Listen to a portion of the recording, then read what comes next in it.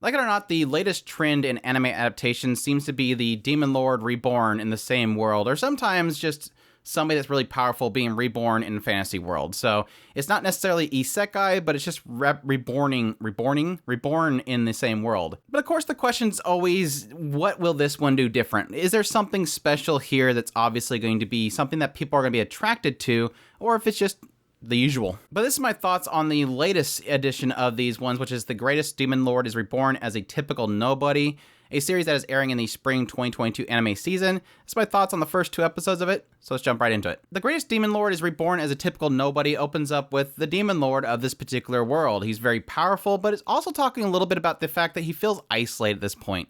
He no longer feels human, nobody sees him as a human anymore, and he's just very, again, isolated in his own shell. Well, being in this depressed state and really feeling like he just wants to be done, he wants somebody to take him down so that he can just be done with this whole thing. He realizes that anybody that can actually stand up against him has already left. So he decides at this point, I'm just going to be reborn. He's going to use a spell to reborn himself in this world. So jump forward in time, he is now born into what he thinks is a typical family, very standard family of this world, which becomes a joke later.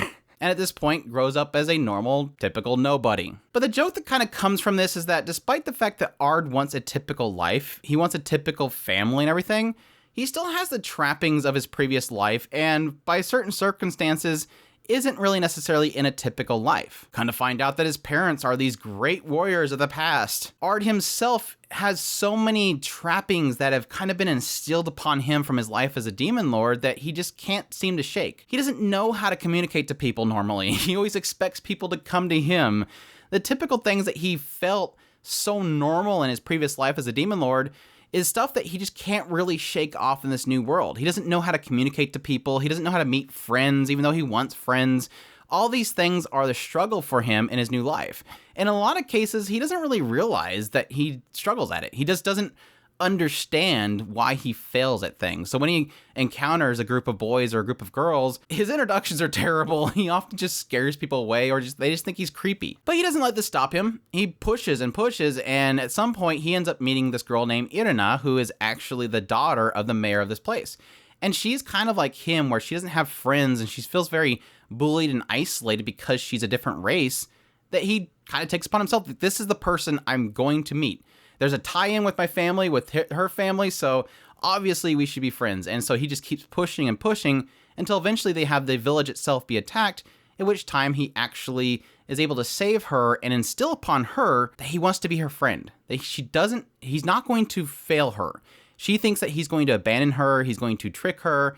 He's like, no, I'm not going to. I will be at your side forever. And that finally creates his first friend, finally. And this jumps forward to one day where Irina comes to Ard and says, look, let's join this academy. Let's go there together and have a great time there. And they end up doing that. And that's when we kind of find out that, yes, Ard has knowledge of this world that nobody else knows of. They kind of hinted a little bit before this that essentially magic in this world has gotten really dumbed down. And there's a lot of these things called lost arts that Ard still knows about from the previous life. As things dumbed down, a lot of things like flight and stuff like that got lost, but he still knows it, and this obviously creates a lot of tension to him, which for the most part he's not too afraid of until eventually he realizes that his teacher is one of the previous commanders of the Demon Lord army, and he doesn't want to reveal to her that it's him, that he's the Demon Lord, but obviously she's taking note of all these things that he's doing that is extremely advanced. And this leads to them doing some field training and stuff like that, in which time he ends up meeting Guinea, which is this succubus that's being mistreated by her master, and how Ard and Irina basically help her gain a lot of confidence in herself and show her some script arts that he invented that she's able to use really well. So my thoughts on The Greatest Demon Lord is Reborn as a Typical Nobody, which is always a misleading title when you see something like this because they're never reborn as a typical nobody. They're quite different than that. But yeah, I'm kind of very lukewarm when it comes to this show. Like I mentioned earlier, a growing trend right now is the Demon Lord Reborn, or the super powerful person reborn kind of thing. The strongest sage with the weakest crest, the Demon King Academy, all those types types of shows that seems to be a growing trend right now, but similar to the isekai genre, I don't always immediately shut down when I realize there's similarities there. I always try to look for what this one's doing different that the other ones aren't. And I can honestly say for this one, art's not annoying like typically you would get from those series. He's extremely socially inept. Let's just say that. His social skills suck. And so a lot of the humor in the first episode is around how he's terrible at communicating to people. And this kind of shifted when we get the second episode. He's not as bad. It seems like he's learning a little bit, which is nice. I thought that with the first episode that would get really annoying if that's the shtick throughout the entire series. What it shifted was with its first episode, a lot of the focus is on his inability to be socially normal, to with the second episode being more about him hiding the fact that he is the previous demon lord, which honestly I found really entertaining. This idea that this teacher's constantly looking at him, he's doing these crazy things, and he's realizing, crap, she's gonna notice. It is a lot of fun in that. Now, I'm assuming with the third episode, they're going to get right into possibly him having to reveal that who he is, because it seems like the cat's out of the bag at this point. But I did find that aspect really entertaining. But what it also kind of indicated to me, there's a possibility they can kind of shift this on a regular basis. The best way to keep something like this, a show like this, fresh is to constantly change sort of the narrative. Again, like I said, the first episode's really about his social inability to communicate to people. Second episode's about him trying to hide his identity to this one particular general. The third episode could be about something completely different. So again, the ability for the writer to kind of shift what the focus is on and not rely on these certain comedic beats is, I think, of what is actually refreshing with this series. And yes, technically getting into Guinea and her lack of self-confidence was really refreshing. I thought it was really cute. It kind of instilled very quickly how much she was basically terrorized most her entire life, and now she kind of has this moment where art is pushing her to have that self-confidence, to really be able to get out there and be offensive rather than always being defensive. Now, I won't claim that it's doing anything really extravagant. The story is, again, very basic reincarnation type of stuff here, but at the same time, it's not really necessarily doing anything that's boring to me. Yeah, like I said before, the first episode, the joke with the whole social inept it gets old very, very quickly, but overall, getting into Irina and getting into Guinea, it is shifting the narrative to different points.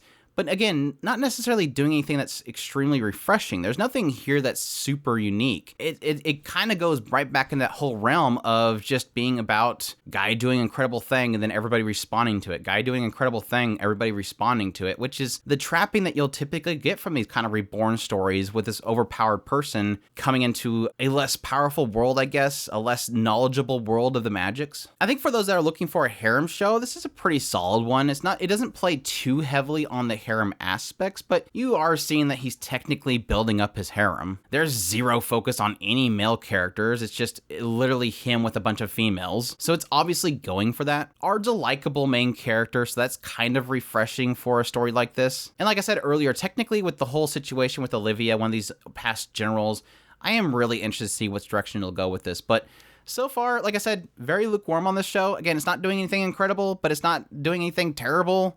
It's technically a little refreshing on the reincarnation realm of storytelling, but we'll see where it goes from here. But that's my thoughts on The Greatest Demon Lord is Reborn as a Typical Nobody. If you like this video, make sure to hit that like button down below, comment, let me know what you thought of the series if you're going to be checking it out. As always, make sure to subscribe to the channel if you want to catch all my future videos, do first impressions of all the shows of the season, as well as doing episode by episode impressions on certain shows. Additionally, if you want to support us more, we have a link to our Patreon account as well as a tips link in the description below. Definitely appreciate everybody that supports us, and y'all take care.